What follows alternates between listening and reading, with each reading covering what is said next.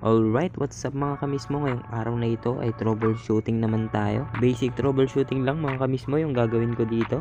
Ito ay para lamang sa mga baguhan at mga nangangarap na maging electrician balang araw sa trabaho. Ang trouble nito mga kamismo ay walang supply. Kung kaya, sabay-sabay natin i-troubleshoot ito. Itong AIS na to mga kamismo, ito yung madalas gamitin ng mga piloto. Kung kaya ay napaka-importante ng bagay na ito. So, umpisa na natin. Pasok, intro!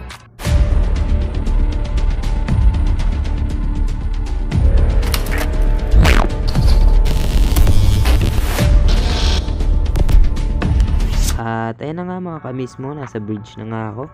Binaklas ko na din, chinek ko yung supply kung meron ba talaga. Gamit ang aking mahiwagang multitester, napatunayan ko na wala talagang supply. Sa mga oras na yan ay may bitbit na akong mga tools, meron na din akong manual, nagbasa-basa na din at kasalukuyan na nagto-troubleshoot.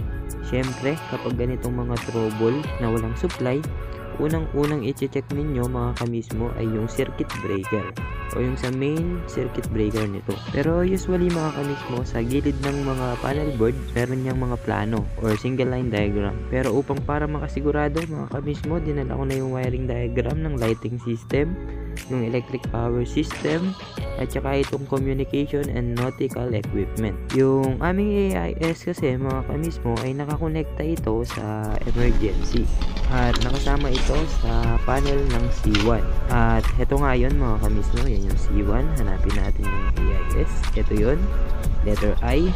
Ayan mga kamismo, nakabukas naman yung breaker.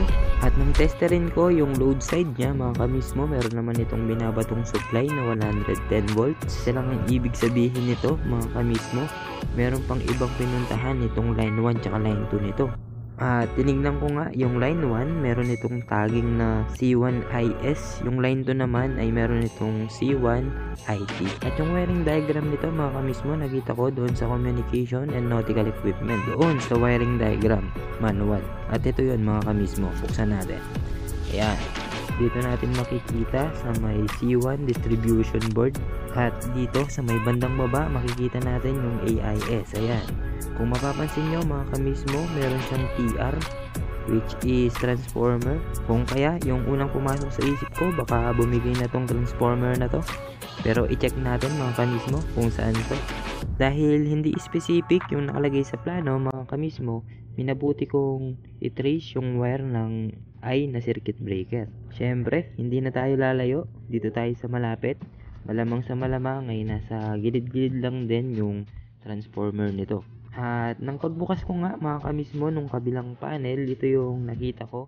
Meron nga akong nakita na transformer dito. Ayan. At syempre, tinester ko din yan kung meron bang supply na binabato. At dinouble check ko na rin yung tagging. Ayan, C1IT tsaka C1IS. Ayun mga kamismo, yung ating primary supply, which is 100 volts. Then yung secondary naman, ito yung linyada na Y1012 tsaka yung Y101 At hindi lang pala sa transformer natatapos yun mga kamismo, dahil meron pa palang circuit breaker na maliit banda dito sa itaas. Ayan. Ang nangyari lang pala mga kamismo ay nag-trip lang pala ito. Yan, ayan yung trip niya. Bali, nai-on ko na kasi yan mga kamismo. Tapos ayan, meron tagging AIS receptacle. Baka magtaka kayo dahil naka-on na. In-on ko lang yan mga kamismo. Pero naka-off yan nung una kong buksan. To make it sure mga kamismo at may pakita ko sa inyo na meron na talagang supply, pumunta ako dito sa may receptacle, outlet, ayan. I-testerin natin. At ayan mga kamismo, pumapalo. 300 volts yung ginamit kong skill, kaya medyo mababa yung reading sa multitester. At ang diskarte ko mga kamismo, every time na mag-trouble ako, nagtatanong-tanong ako kung ano yung history, kung ano yung nangyari, kung kailan nawalan ng power, kung nagamit ko ba ito ng piloto. Napakalaking bagay kasi ng history mga kamismo, dahil dito ako magre-rely kung paano ko ito troubleshoot. At kung i-deny o mali yung ibibigay na input, mas matatagalan yung pag-troubleshoot.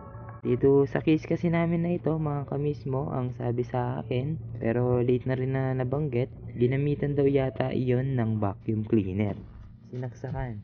Dahil sa mataas yung ampere rating nun, trinip niya yung circuit breaker na maliit. At yung unang report kasi sa akin, mga kamismo, bigla na lang daw na walan. Late na nabanggit sa akin na ginamitan pala ito ng vacuum.